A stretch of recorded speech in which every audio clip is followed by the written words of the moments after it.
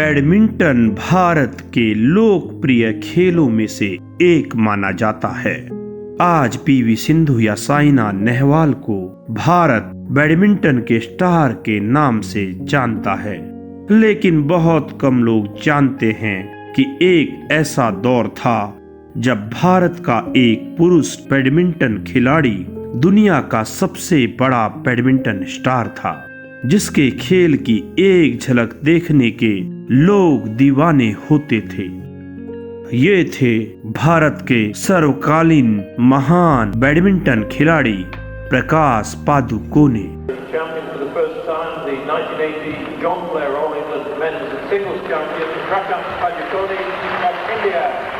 प्रकाश का जन्म 10 जून 1955 को कर्नाटक में हुआ था।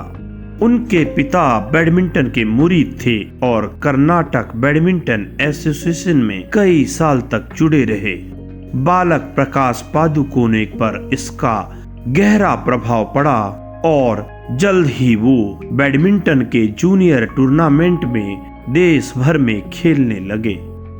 जूनियर के रूप में भारत के सभी खिताब जीतने के बाद प्रकाश पादुकोणे अंतर्राष्ट्रीय टूर्नामेंट में उतरने लगे और 1978 में उनको पहली बड़ी सफलता मिली जब उन्होंने कॉमनवेल्थ गेम्स का गोल्ड मेडल जीता।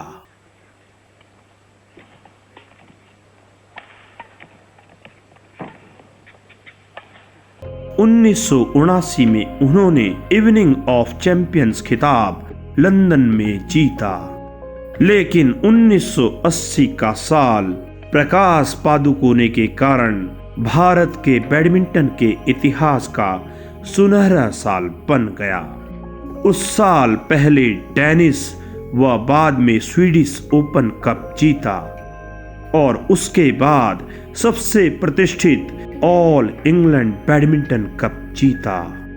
बैडमिंटन में इस कप की महत्ता टेनिस के विंबलडन की तरह है। इसके साथ ही प्रकाश पादुकोणे दुनिया के नंबर 1 बैडमिंटन खिलाड़ी बन गए। ये उपलब्धि प्राप्त करने वाले वो आज तक के इकलौते भारतीय हैं।